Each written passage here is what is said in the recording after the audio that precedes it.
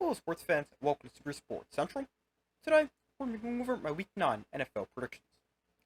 So last week, I had a record of 10-6, and that brings my record on the season to 77-46. Kicking things off this week with Thursday Night Football, where we have the Texans at the Jets.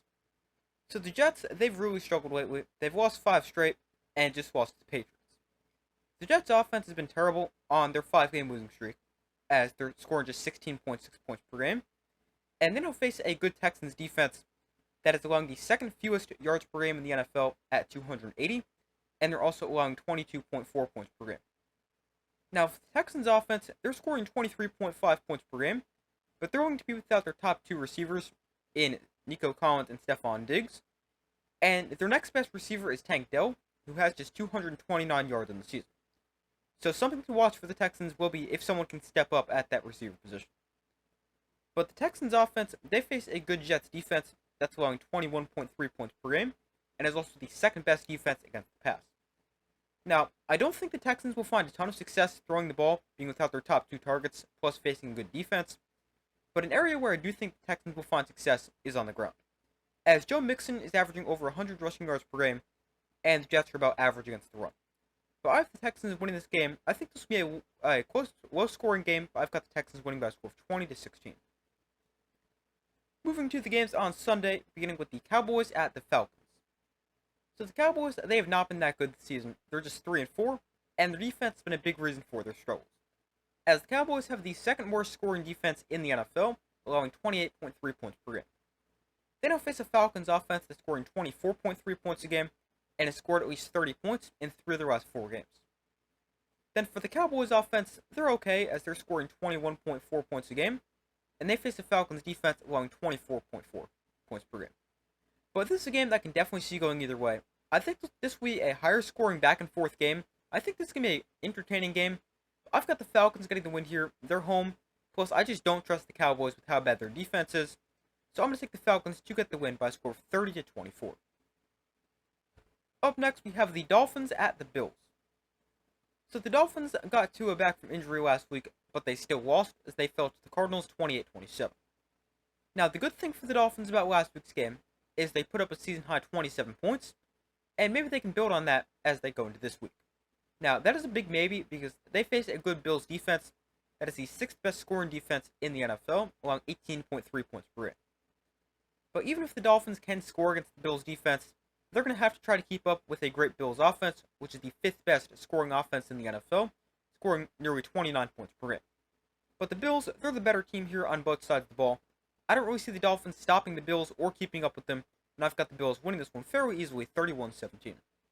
Up next, we have the Raiders at the Bengals. So the Bengals are coming off a rough 37-17 loss to the Eagles, and the Bengals aren't in a must-win position in terms of the playoff race, but they're definitely in a position where they need to start winning, and they have a good opportunity to get the win this week, as they face a Raiders team that isn't great at 2-6, and this is also a great matchup for the Bengals, because the Bengals offense is scoring 24.4 points per game, and they face a bad Raiders defense allowing over 26 points per game. Then on the other side, the Bengals defense has really struggled this season, allowing 25.4 points a game, but the Raiders don't have a good offense as they're scoring just 18 points per game. But this is a great matchup for the Bengals. They should win this game pretty easily, and I've got them winning by a score of 34-16. Up next, we have the Browns hosting the Chargers. So the Browns picked up their second win of the season last week, and it was their first game with Jameis Winston at quarterback. And who would have thought? You put in a better quarterback, and your team might win. But Jameis Winston threw for over 300 yards and 3 touchdowns last week, as the Browns scored a season-high 29 points. But you also have to take into account it was against not great Ravens defense. Now, while the Browns offense can look to build off their performance from last week, they don't face a great Chargers defense that is the best scoring defense in the NFL, allowing just 13 points per game. And the Chargers are also top 10 against the pass. Now, offensively for the Chargers, they aren't great. They're scoring 18.9 points per game, but they also face a Browns defense that isn't anything special, as the Browns are allowing 23.3 points a game. Now, I could see the Browns winning this game if their offense plays a solid game, but I just don't see the Browns doing enough against a good defense, and I've got the Chargers winning this one by a score of 20-16. Up next, we have the Patriots at the Titans. So this is a game between the two worst teams in the AFC, and both these teams are just awful. The The Patriots, they won last week as they beat the Jets, and they actually scored a season-high 25 points, but the Patriots could be without quarterback Drake May for this week's game, as he suffered a concussion. Now, if Drake May is unable to play, then it will be Jacoby Brissett getting the start for the Patriots, and he was their starter to start the season, but he has thrown just 2 touchdown passes in 6 games this season. Now, speaking of quarterback injuries, the Titans started Mason Rudolph last week in place of the banged-up Will Levis, but there's a good chance that Will Levis returns to play this week. But both these teams are just terrible offensively, as the Patriots are scoring 15.5 points per game, and the Titans are scoring 17.1 points per game. Then defensively for each team, the Titans, they have a really weird defense, as they have the best defense in terms of yards allowed per game, allowing 265, but they have the 3rd worst scoring defense in the NFL, allowing over 28 points per game. Then defensively for the Patriots, they're okay, allowing a little over 24 points a game. But this is a game that could really go either way, and it's tough to predict with how bad each team has been so far this season, but I'm going to take the Patriots to get the win. They're coming off a win, their defense is slightly better, they've been able to run the football at times this season, and I've got the Patriots winning a boring, low-scoring game and winning the Toilet Bowl by a score of 16-10. Moving on, we have the Commanders at the Giants. So the Giants actually almost beat the Commanders back in Week 2, and they probably would have won if their kicker didn't get hurt on the opening kickoff, but this is an entirely different Commanders team than they were in Week 2. As the Commanders, they're 6-2, and coming off a miraculous win over the Bears. The Commanders' offense is the 3rd best scoring offense in the NFL, scoring 29.5 points per game, and they face the Giants' defense that's solid, allowing 21.9 points per game. Then on the flip side, the Giants' offense is terrible, as they're scoring 14.6 points a game, which is 2nd worst in the NFL, plus they have scored just 1 touchdown at home this season. And the Giants, they face a good Commanders defense that's allowing 20.9 points per game. But the Commanders, they're the much better team here on both sides of the ball, and I think that will show. The Commanders win this game very easily by a score of 28-10. Up next, we have the Saints at the Panthers. So both these teams are pretty bad, as the Saints, they're 2-6 and have lost 6 consecutive games, and the Panthers, they're 1-7. Now, when these teams met in Week 1, the Saints dominated, winning 47-10, but the Saints, they have not been good lately, as their offense is scoring just 16 points per game in their last 6 games. Now, they have been without Derek Carr for a few of those games, and there's a good chance he returns this week, but I don't think that makes a huge difference for the Saints' offense. Although I do think there's a good chance the Saints at least have a decent offensive performance this week, as they face the Panthers' defense that is allowing 33.9 points per game. Now, offensively for the Panthers, they're also terrible, as they're scoring 15.9 points per game, and they're going to be starting Bryce Young at quarterback, even though Andy Dalton is healthy. But the Panthers' offense now faces the Saints' defense that's okay, allowing 23.1 points per game. But I'm going to take the Saints to get the win here. They dominated when these teams met in Week 1, and I know the Saints have looked pretty bad in their last 6 games, but the Panthers are even worse. They're the worst team in the NFL by a wide margin. Their defense is awful, and I've got the Saints winning this game by a score of 24-14. Up next, we have the Ravens hosting the Broncos. So the Ravens had their 5-game winning streak snapped last week as they were upset by the Browns, but they now face a Broncos team that's playing well, sitting at 5-3, and has won 5 of their last 6 games. Now, the Ravens' offense has been great so far this season, as they're scoring 30.4 points per game, but they get a tough matchup as they get a good Denver defense that is allowing just 15 points per game, which is 3rd best in the NFL. Plus, the Broncos are also very good against the pass and the run. Then offensively for the Broncos, they aren't anything great, as they're scoring 21.6 points per game, but they've been a lot better recently, and Bo Nix is coming off his best game of his NFL career. So I think the Broncos can find some success offensively, especially against the Ravens defense that isn't good, allowing 26.1 points per game, and just allowed 29 points against a pretty bad Browns offense. But this is a game that I could surprisingly see going either way. I think the Broncos defense will put them in a position to win, and if the offense can score, I think the Broncos can definitely win this game. But in the end, the Ravens are the better overall team, and I don't think the Broncos defense can contain a good Ravens offense for 4 quarters. I think Lamar Jackson outplays Bo Nix, and the Ravens get back on track with a 23-20 win over the Broncos. Moving on, we have the Bears at the Cardinals. So the Bears, they're coming off a heartbreaking loss to the Commanders, losing on a last-second Hail Mary, and they're obviously looking for a bounce-back win. Now for the Cardinals, they've been solid as they're sitting at 4-4 and have won back-to-back games. The Cardinals' offense is pretty solid, scoring 23.1 points per game, but they face a challenge against a great Bears defense that's allowing 17 points a game, which is fourth best in the NFL. Then defensively for the Cardinals, they aren't great. They're allowing 25.6 points a game, and face the Bears offense is pretty good, scoring 23.3 per game.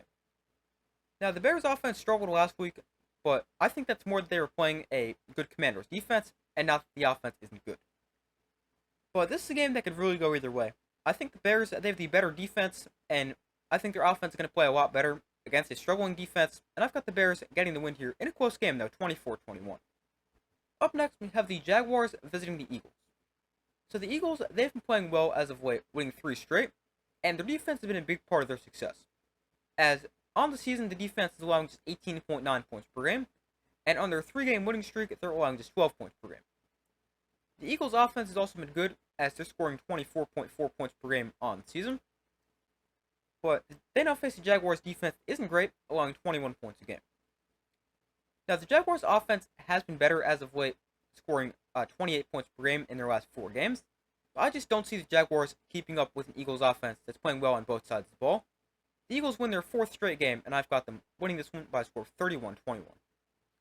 Up next, we have the Lions at the Packers. So this is a huge game for both teams in the NFC North and the entire NFC. But the Lions, they're currently sitting atop the NFC North with a 6-1 record, but the Packers, they're right behind, sitting at 6-2. But these are 2 really good teams, and I think this is going to be a great game.